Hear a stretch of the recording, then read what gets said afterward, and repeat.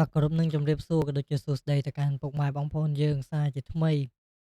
ដែលជួបគ្នាជាមួយមានម្ដងទៀតហើយបងប្អូនយើងជាមួយនឹងការផ្ដល់នៅតម្រុយឆ្នោតយួនម៉ោង4និងម៉ោង6ឥឡូវនេះដែរគឺអេដមីនបានត្រៀមតម្រុយសម្រាប់បងប្អូនយើងលេងកម្សាន្តហើយតែមុននឹងចូលទៅកាន់តម្រុយអេដមីនក៏សូមនាំពុកម៉ែបងប្អូនយើងមកទស្សនានៅ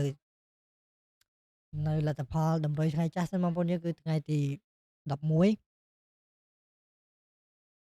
តោះសម្រាប់ម៉ោង4យើងគឺមានបងប្អូនយើងអេដមីនអធ្យាស្រ័យម៉ោង4នេះគឺដូចជាអត់មានចូលទេហើយសម្រាប់2លេខឲ្យមានដាក់ឲ្យ21ឲ្យ21មក23 25បងប្អូនយើងស្ដាយមែនតើ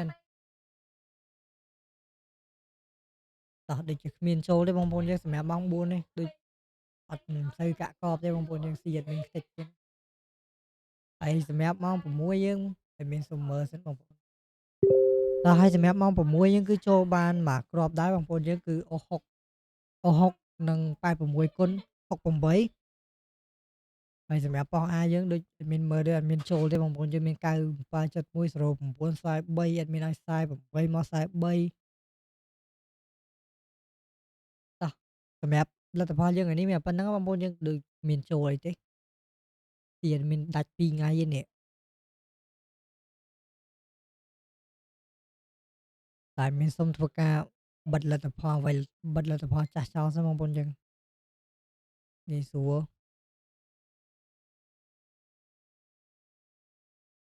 តើបងប្អូនយើងកុំភ្លេចជួយចុចជាវនិងចុច like ឲ្យ admin ម្នាក់មួយផងបងប្អូនយើងដើម្បីជាកម្លាំងចិត្តឲ្យមានបន្តធ្វើតម្រុយចែកជូនបងប្អូនយើងលេងកម្សាន្តបន្តទៀតតែសម្រាប់ថ្ងៃនេះដែរតម្រុយ admin គឺដាក់ឲ្យបងប្អូនយើងលេងកម្សាន្តគឺអុសខ្ទង់ចិត្ត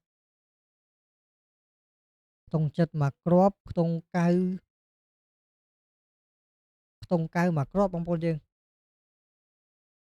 ហើយសម្រាប់ពីរលេខ admin ឲ្យមួយគ្រាប់ដំបូងគឺ admin ឲ្យ7676ហើយ admin ឲ្យ37ម្ដង37ហើយមួយគ្រាប់ទៀតadmin វាយច្រឡំបងប្អូនយើងតោះសម្រាប់មួយគ្រាប់ទៀត admin 46សម្រាប់គ្រាប់ចុងក្រោយ admin ឲ្យ99បងប្អូនយើងសម្រាប់លទ្ធផលយើង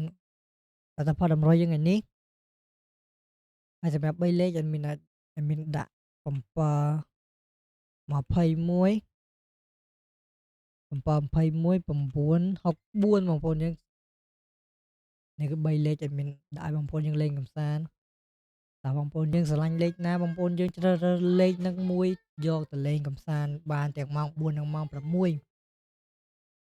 ព្រោះថាតម្រុយរបស់ admin នេះគឺធ្វើតម្រូវ MC ម៉ោង4និងម៉ោង6តែម្ដងបងប្អូនតែជាចុងក្រោយមានក៏សូមជូនពរពុកម៉ែបងប្អូនយើងហេងៗទាំងអស់គ្នាមិនថាម៉ោង4និងម៉ោង6ទេបងប្អូនហើយជាចុងក្រោយមានក៏សូមជម្រាបលាបងប្អូនយើងត្រឹមនេះដែរ